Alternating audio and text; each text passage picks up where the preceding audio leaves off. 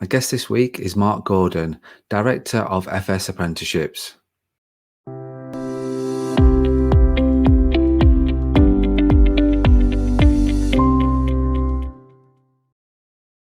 Welcome to the Mortgage Broker Broadcast with me, Craig Skelton.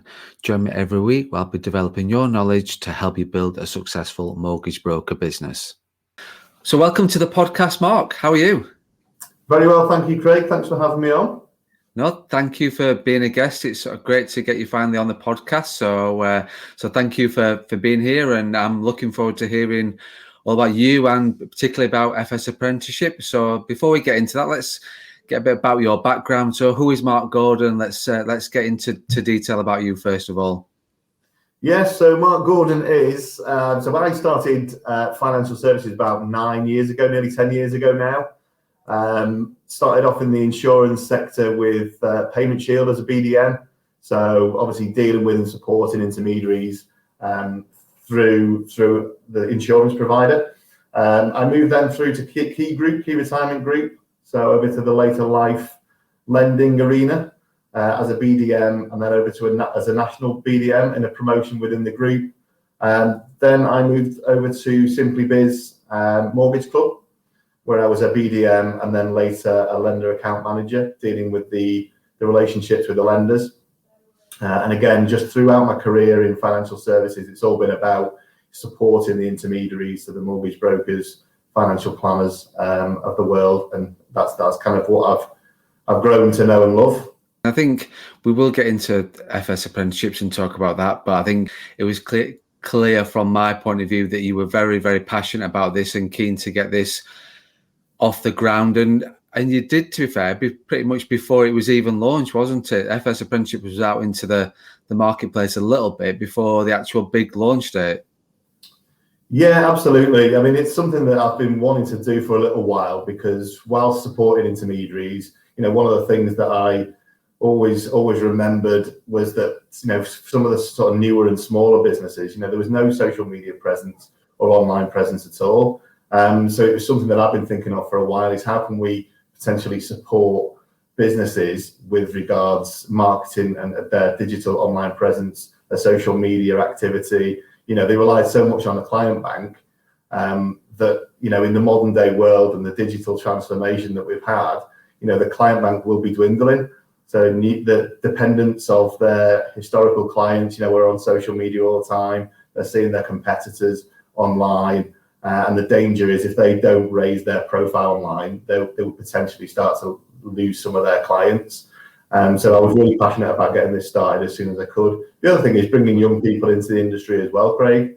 I really wanted to try and help young people who haven't got the experience, of advice or the qualifications, come into this wonderful industry with their creative mind, and then help the industry when it comes to social media marketing and digital marketing. We share a lot of sort of joint thinking and outlook regarding financial services, with regard to particularly the new blood and the inexperience that's coming into the industry, which is absolutely amazing. And then the other side of it as well, with the marketing and the brand awareness. It's not an easy job, but somebody's got to do it. Absolutely. The one thing I love about your setup, Craig, is, like you say, your keenness and desire to help advisors at the beginning of their journey, become established. And obviously it's a fantastic industry to be in, but we all know it's not easy to start that journey. And I know what you guys do there is fantastic, and help open doors for people like that. There are talented people out there that are wanting to get into the industry. What is FS Apprenticeships then? So FS Apprenticeships is a apprenticeship training provider. So we specialize in financial services, and we specialize in marketing qualifications and training. So again, digital marketing, content producer.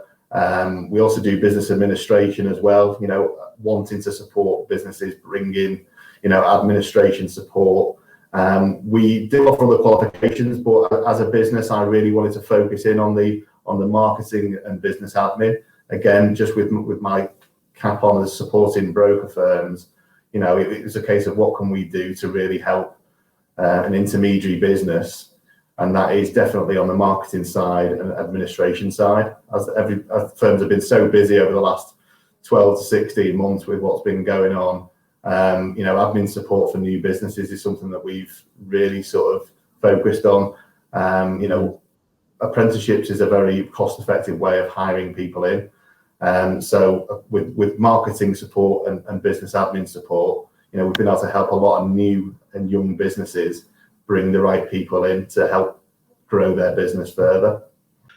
You probably alluded to it a little bit, but why did you decide to set up FS Apprenticeships? What was the thought process behind it? It was purely down to the experience that I've had supporting brokers over the years. There's a lot of financial advisors, mortgage brokers that are so heavily reliant on referrals, word of mouth, the client bank that they've got. They work that client bank really well, and it's always worked for them. But what is happening, a lot of conversations that I was having towards the end of my BDM days, if you will, was that we don't have an online presence with everything switching over to digital. I mean, there isn't the high street's dead, isn't it? Online is the new high street, and there's so many firms that don't have a shop window online. The danger of not doing that and moving with the times is that they will be forgotten about. Their competitors will raise the game and therefore become, a go-to broker or advisor in that particular area if there's no online presence. Do you think that's down to lack of understanding, or is it like a scare they've not got their own presence themselves on social media, so they've not got their own Facebook or Twitter, Insta, TikTok even, and they've never bothered about that? So I think, do you tend to find people shy away from it just because they don't know what that's all about? Yeah, no, absolutely. I mean, if we think of the demographic of the industry, there's a lot that haven't bothered with personal social media accounts, and therefore it's transformed into business, doesn't it? That a lot of the younger businesses, they really know that there's a need and demand to raise their profile. They're on LinkedIn, Facebook, Twitter, Instagram, personally, and then therefore that it's an easier transition to actually build their branding and profile for the business. So I suppose with FS Apprenticeships, it's really sort of focusing on helping them hire people in to do that. So young people who have got their own personal branding to then start to do that for the business, but then of course supporting those maybe sort of more experienced advisors that haven't got their own personal social media channels. They don't really know where to start. Why not, with the funding that's available, with the cash grants that are available to really help employers survive and businesses survive at the moment, bring someone young who really knows social media to do a qualification and training on how to raise the brand of the business and how to really start lead generation digitally. So that's kind of where we're focusing our support, if you will. Okay. So is FS Apprenticeship aimed at the candidates, or is it aimed at the businesses? Who's benefiting from FS Apprenticeships? I suppose it's a double-edged sword there, Craig. So our focus is all about sort of supporting the intermediaries, but on the other side, it is helping young people get into the industry as well. So our focus is primarily to support, mortgage brokers, financial advisors, estate agents, anybody within the financial services industry, raise their marketing profile, their personal branding, their business branding, start to generate more leads online. But then the other part of me, I've always thought this over the years, is that we need to get sort of younger people into the industry. There's a lot of, like you say, talented people out there who are finishing college, finishing university. They're so creative. They want to become marketeers. They want to, and of course they recognize that there's a need to increase marketing activity within this industry.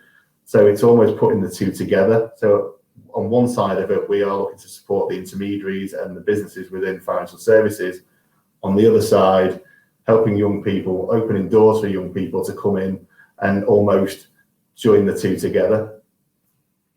And so are you finding that these people that are purely wanting to do marketing, that's their be all and end all, or are you finding that there's candidates out there that are thinking that this could be a way into financial services full stop. So like we talked before about, there's not many doors that are open to get into financial services when you're inexperienced, especially straight out of university or straight out of college. That's even less likely of going straight into an advising kind of capacity.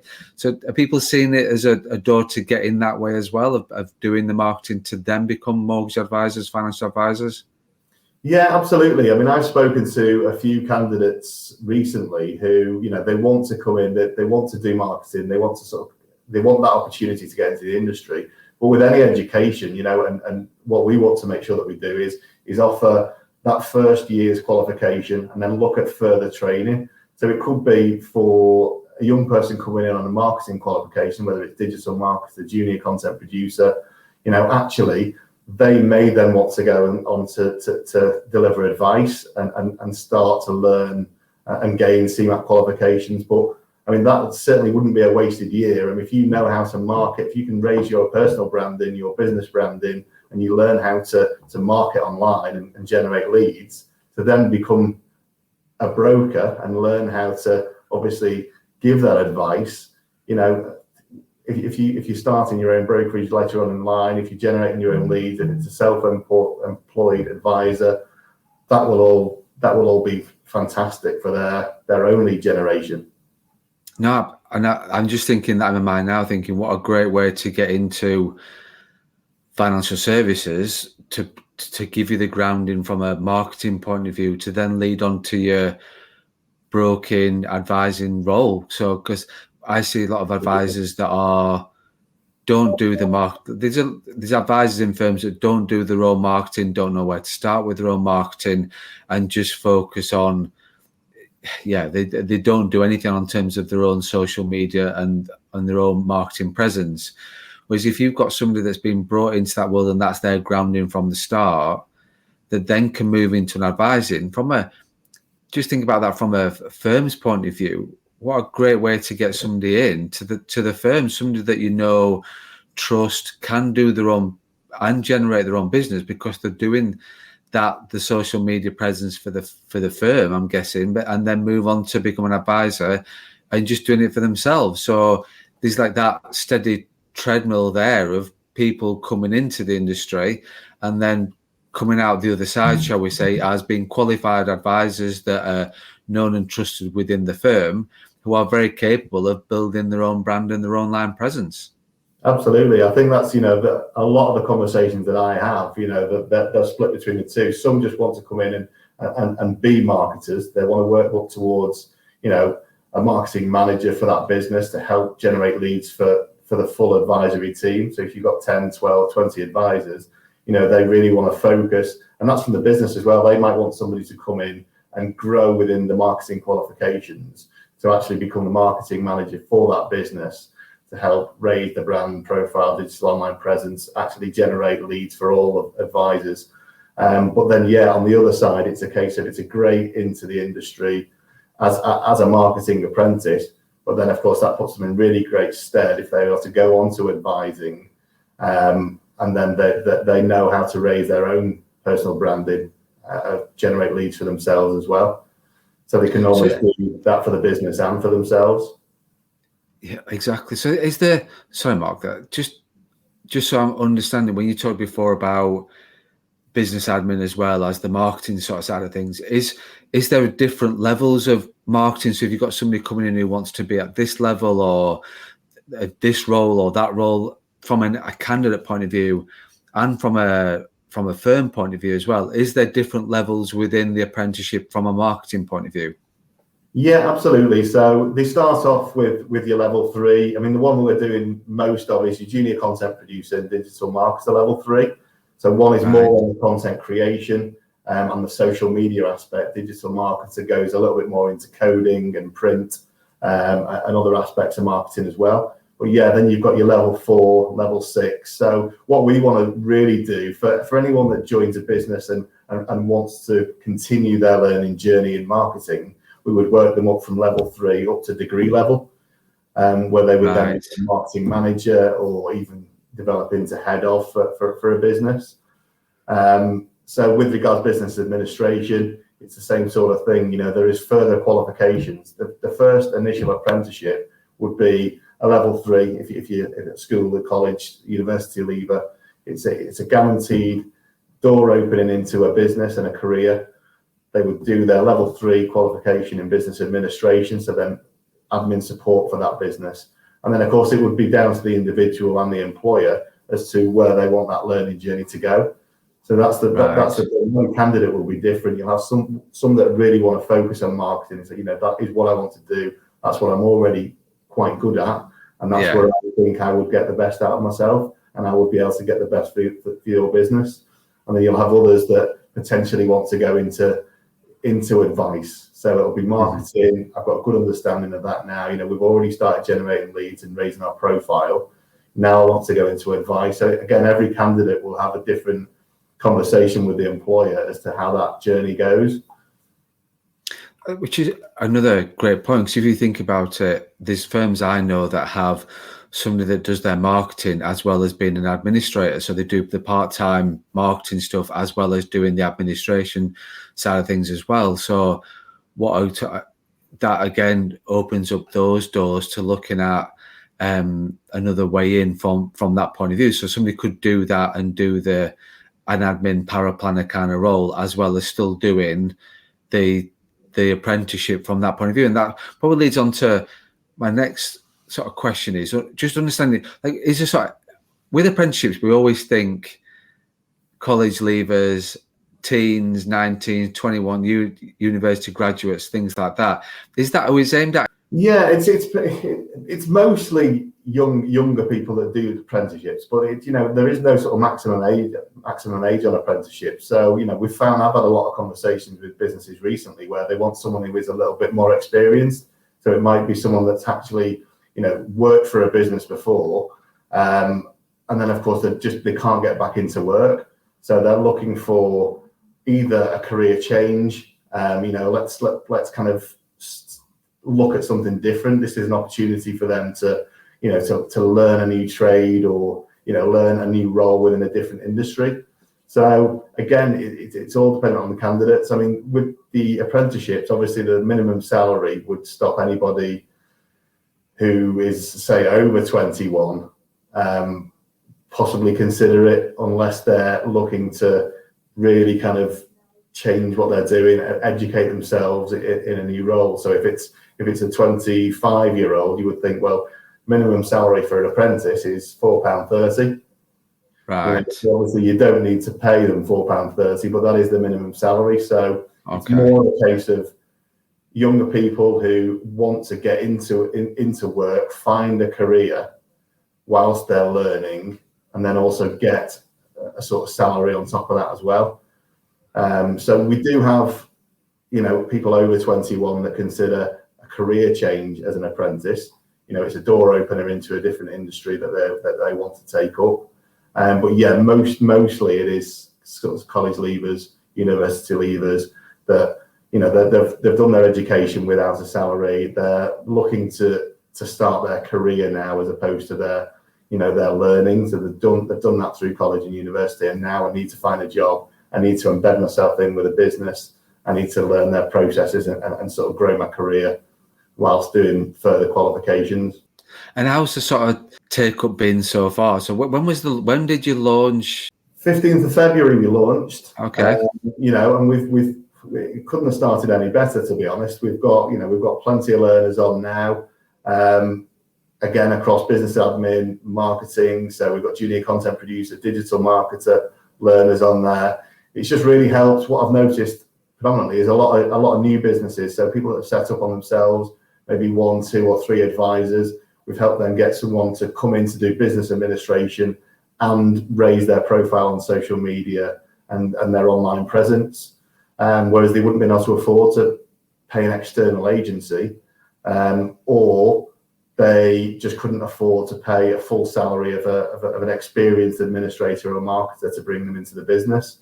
So for additional support, additional resource, and of course with the government funding up to 100% and cash grants available to businesses for giving those people an opportunity, it's a fantastically cost-effective way of bringing in that extra support.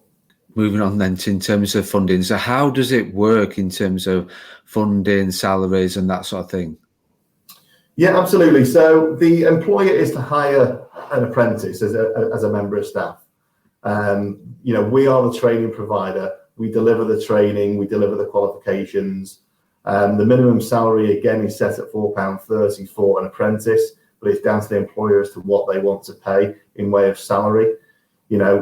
I know some employers that have brought them in on sort of £5, £5.50 because they're doing a qualification, they're training into that role. But obviously have offered, commission for leads that they bring in to the business. So actually that kind of tops it up for the employer. The training is delivered by ourselves. The qualification is delivered by ourselves. The funding is available up to 100%. So if they're between 16 and 18, that is your sort of school and college leaver, then it's 100% funded by the government. Again, this is to support young people get into work. If they're over 18, then of course it's 95% funded. So the employer still only has to pay 5% of that qualification and training. And then of course, as we know, Mr. Sunak at the budget 2021 made it as a minimum cash grant to a business now of £3,000 for taking on an apprentice. So again, that helps with the salary. So this is why it's so important for new businesses and for any business to bring somebody in that can grow with the business, take on these roles for that business, and the cost is minimal.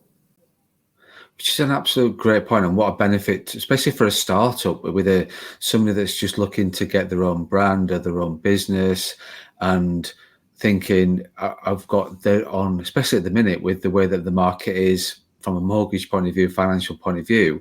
It's a great time to be a mortgage advisor because we've never been so busy, and it is a great time. So they're going to set up this firm at the right time, but then they also need to worry about their online presence and their online marketing and the strategy behind all that. So if they're going to get, obviously a startup is not cash rich. I know what that was like 4 years ago. So you're not in a cash rich situation at that. So you can't afford to hire the firms so if you've got this as an option, what a great way to get your branding started up while you're actually putting somebody through a qualification. You're putting somebody into a role that might not necessarily got into a role. So is there any downside to this, Mark? I'm struggling to think of any bad side to this. No, as I say, it's a brilliant time for apprenticeships, which is why I decided now was the time to start the business.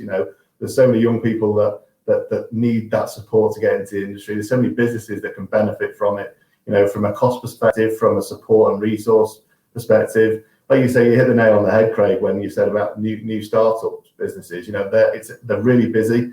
They've got a lot of clients to see. They don't have the time to do the social media as well. They don't have the time to keep on top of all the administration. Because they might be taking clients that they've dealt with for years away. So that, they're not just from a startup. They've got no leads. They've got no client bank. These are businesses that are busy because of the way the industry and the housing market is at the moment. And they need that support. They can't afford it from a cash flow perspective to hiring experienced candidates. So this is a great way of getting that support, allowing this person to come in, learn your processes, grow with the business, and generate more leads for you. Take over some of the administrative roles. It's fantastic. It's a fantastic time for apprentices, and it's this industry. We don't really think of apprentices when we look at recruitment. It's always a case of we're looking for an administrator, we're looking for, and I get that they can hit the ground running when they come in and potentially get through more. But of course, the salary that they'll be wanting for that is a lot higher. They'll come in with bad habits from different systems and processes that they've got to then merge it and obviously adapt your own processes and software. So, for somebody to come in fresh-minded, who's learning the ropes, starting that learning journey with your own process and software and systems that you use, it's a real positive. The other thing as well is we do a lot of upskilling. So it's firms in the industry that have got, maybe 4 or 5 administrators, can we put them, would they benefit from a qualification, from extra training? You know, would it be great for their morale or for the business's staff retention to upskill our staff, give them the opportunity of a qualification, you know, which doesn't cost the employee anything, costs the employer next to nothing as well, because of course of the funding, you know, and it puts your business into a stronger position. You know, the funding and the cash grants are there to utilise, because the government wants to save businesses. They want to give young people an opportunity to begin their working career. You know, so why not embrace it and utilise that? Absolutely. I think, like you say, looking back at it in terms of getting people into the industry, looking at career progression, like I said, boosting morale, all those sorts of things where maybe there is somebody looking to get into the industry, or somebody, I know there'll be business owners that be listening thinking, I need to get this online presence sorted out. I hear enough people banging on about it and prodding me about it from every angle. So it's a sort of great way to either upskill a current paraplanner, business administrator, for them to think, well, let's give them a little bit more. Let's give them they want career progression. They want to move forward. They're there as a business administrator. We don't need another trainee mortgage advisor or mortgage broker right now. Well, let's get them into the content, the marketing, the branding, all that sort of thing. And then they'll feel as though they're like, what a boosting from morale from that point of view. And they might have various people looking to do that, and might even create a whole, depending on the size of the company, might create a whole marketing department. But I'm guessing it depends on the size. But because like you say, you've got the different levels, haven't you? You've got the level 3s and et cetera, et cetera. So it's just depends on what their aspirations are, where the business is at. You've got pretty much something for everybody, really, haven't you, in terms of course-wise and content-wise? Absolutely, yeah. The whole marketing suite, business administration, you know, the admin suite we support with sales, you know, the sales side of things as well. You know, we can do sales executive apprenticeships if you're looking for, you know, outbound sales team. You know, we can support with the development there. Just back on the marketing, we've done a few recently where there'll be a lot of businesses that have a designated person to do the marketing for the business, but actually they've never done any qualifications in it. It's self-taught. No. You know, so would there be a potential to develop their skills further and actually give them proper training and a qualification in marketing? You know, if you were to say to somebody who just picks up your business marketing or social media marketing, you know, would you want to do a qualification, an A-level or a degree in marketing to actually further develop your skills, which is going to benefit that business as well, because actually they're just taking it to the next level.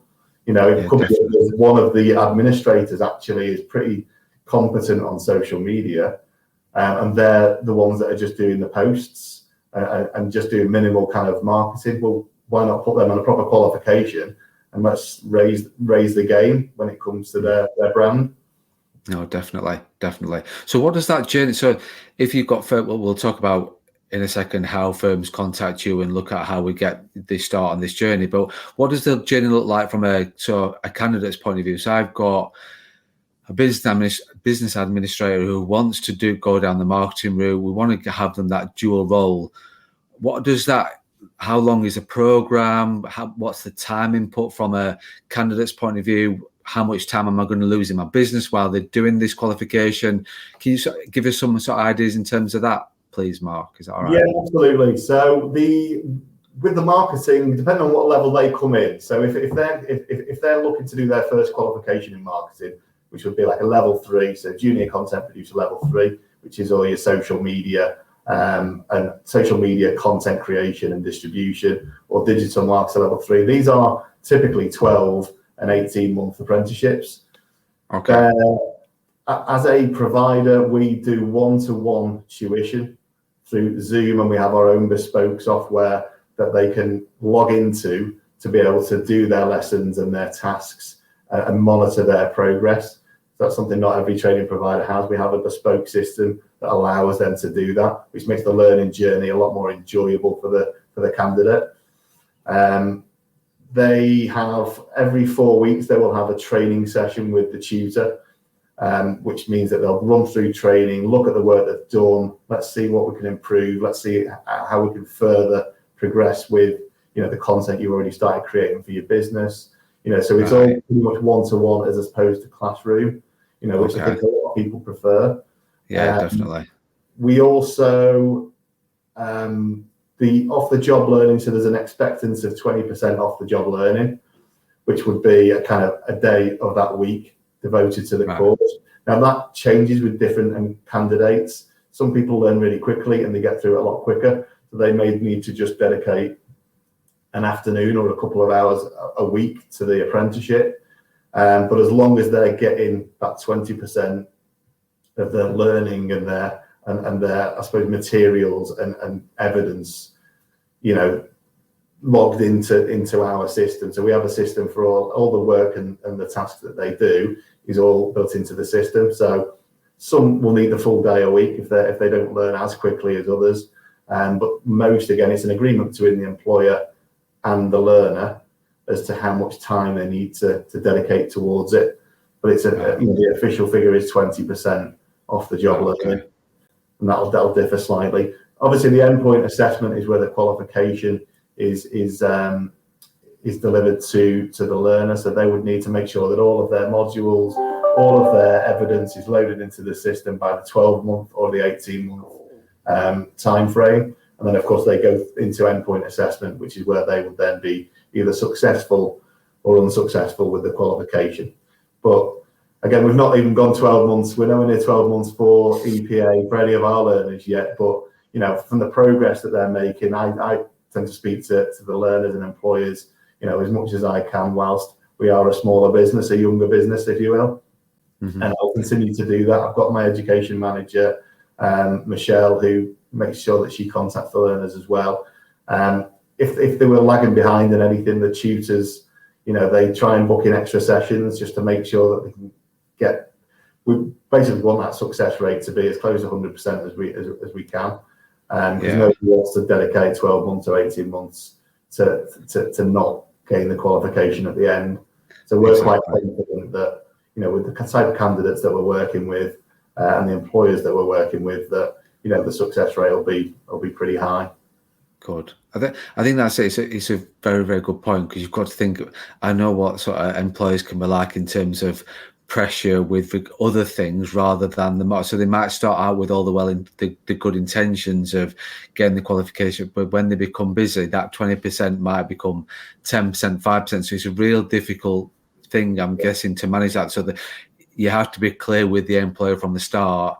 It's 20%. That's it. 1 day out of 5, they are dedicating to this qualification, and I'm guessing that all the work that they're doing on that is going to benefit the employer anyway. So it's sort of them being mindful that that's what they've got that's what the commitment is from the start, and it's not something that's going to be 20% now and then 15, 10, 5, 2, and then all of a sudden it drops back. Knowing business owners as I do, I think can be sometimes pulled in a different direction, shall we say? Yeah, absolutely. But I mean, it's with the 20%, it's a case of they need to log 20% of that kind of learning, if you will, per week. Right. But we've got. I've spoken to employers where they've said that they'll work through the lunch there to get some of that work done. They'll do some in the evening. We've become a lot more flexible with our working days now. So I'm doing one of the courses myself, and I know for a fact that on a Friday afternoon, I'll do a couple of hours of mine. I'm doing it, again, to be able to successfully market my own business. But more importantly, I want to go down that learning journey and with my tutors to sort of make sure that I'm familiar with every step of this kind of journey.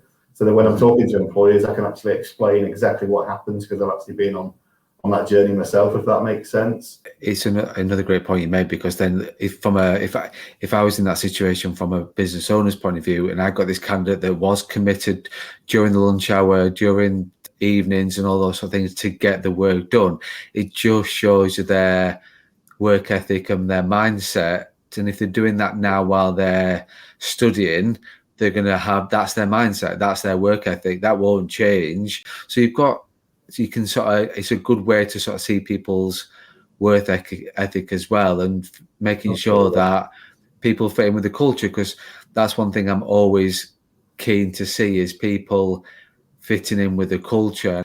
So just as we wrap up then really, Mark, what if I'm a business owner or business owners are out there thinking, I want to know more about this, I need to find out, or actually I'm a business administrator or a mortgage advisor thinking I want to get somebody in to help me with my content.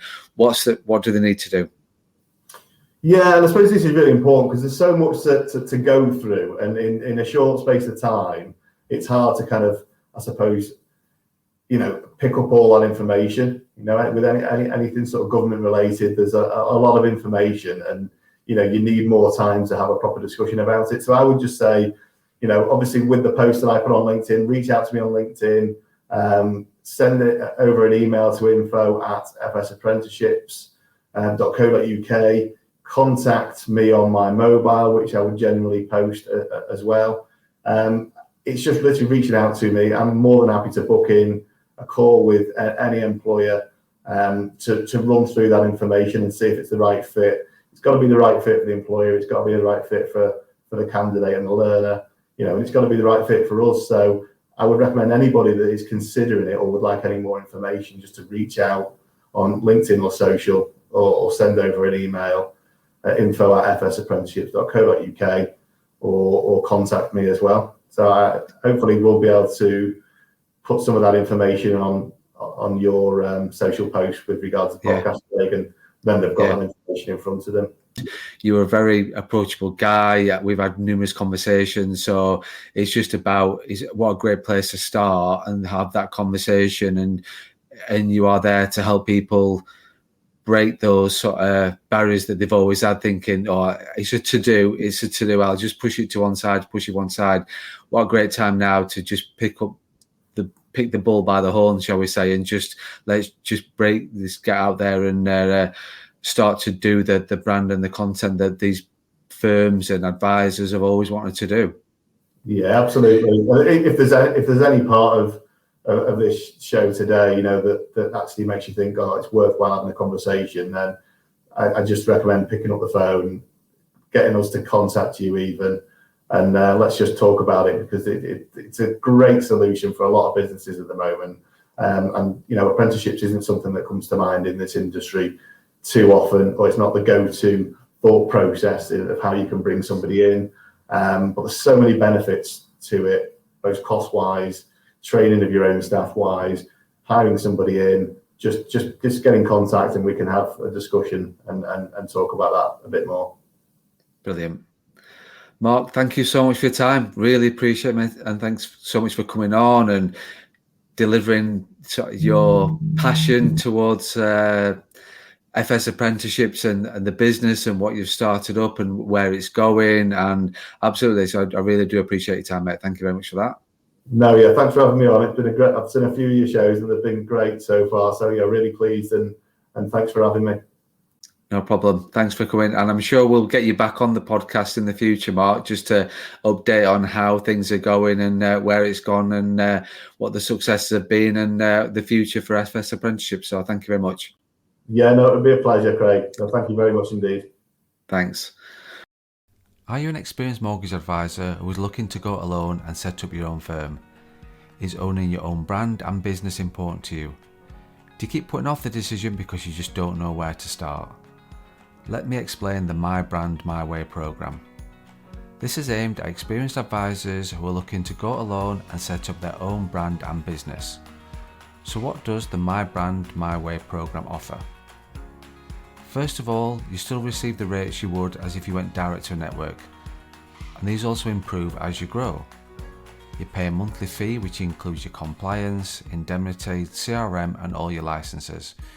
You would still own your own brand, your own clients and your own business, and you're still creating your own legacy. The difference is you get my help, support and coaching in not only setting up your business and brand, I will also help you grow. If that is something of interest to you, please get in touch and so we can arrange an informal discussion.